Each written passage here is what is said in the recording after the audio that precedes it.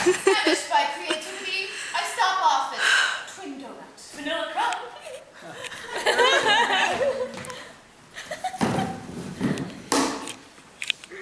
So there I am, scribbling a priceless doodle on my napkin.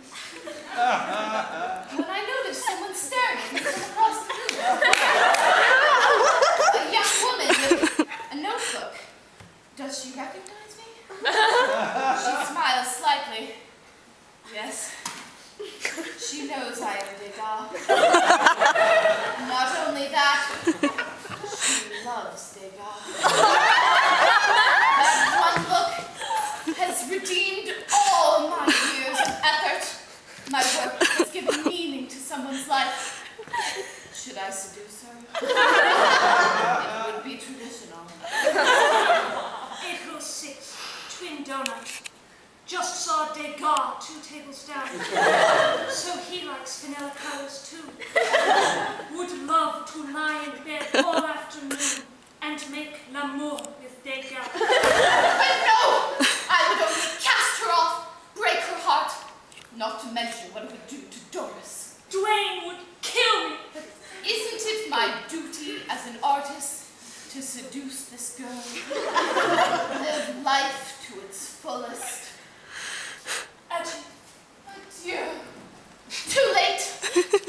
On Fifth Avenue, a mysterious figure passes me by, leading a Doberman, or vice versa. Davis, but Shakespeare, Woody Allen, Roseanne. Whoa, whoa! Just a picosecond there, I forget who I am. For just a moment, I seem to be nobody, the labor of hanging on to one's identity. At the museum, I am simply amazed by the amount I accomplished, even without television. Oh, what's this? A self-portrait. Not a great likeness, maybe, but so full of what? Feeling. I stare into my fathomless eyes.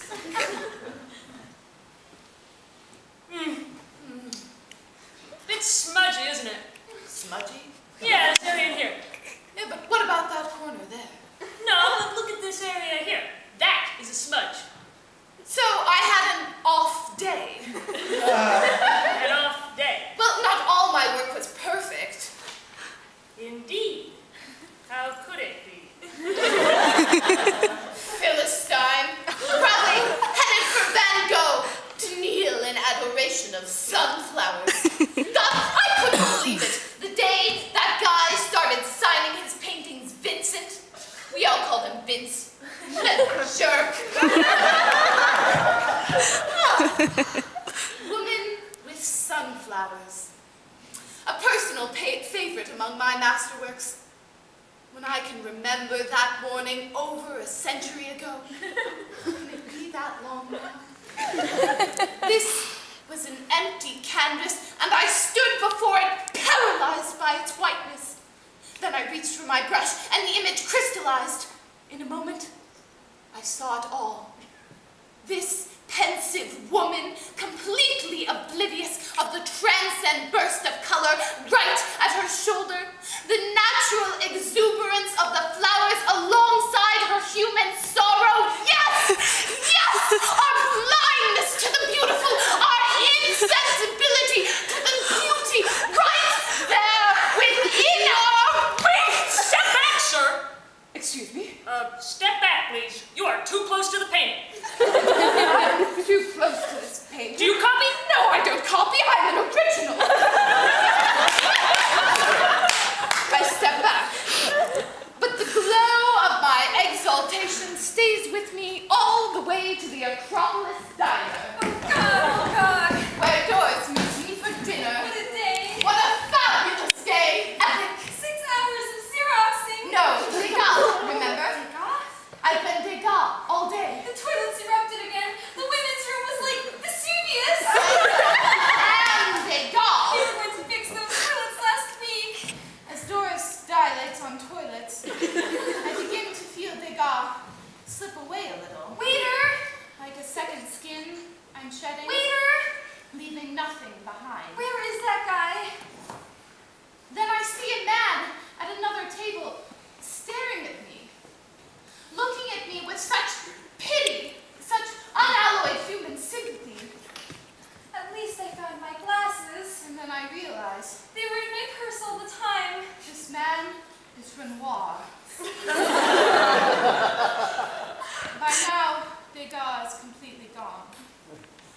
Doris and I walk home in silence.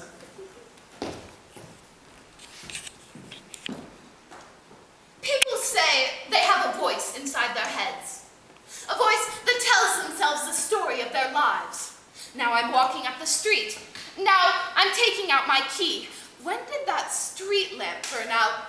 Is there a meaning to all of this? Who is that woman walking down the stairs? Now I'm putting my key in the door. Now I do this. Now I do that. The facts of our lives. Yes, I too have always had a voice like this in my head. But now, tonight, no one is listening.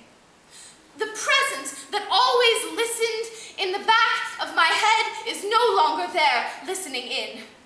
Nor is there a presence behind that presence listening in, nor behind that, nor behind that, nor behind that, all the way to the back of my mind. No one is listening in.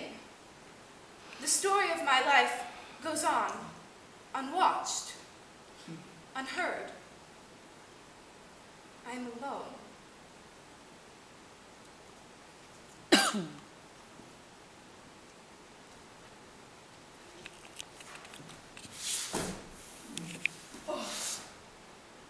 I find myself upstairs, sprawled on the bed as Doris runs the bathwater. Degas is dust. All my fame, all my glory, all my achievements are utterly forgotten. Immortality? A cruel joke. That jewel I bore through the streets cupped in my hand is gone, and my hands are empty. I have done nothing. Absolutely nothing. Then I find myself looking through the doorway into the bathroom, and I see Doris standing naked with her foot up on the edge of the old lion-footed tub, drying herself. The overhead light is dim, but Doris is fluorescent, radiant, luminous, with pinks and violets and vermilions playing over her skin. The frayed towel she's wrapped in gleams like a rose. She turns and looks at me and smiles. Smile, Degas.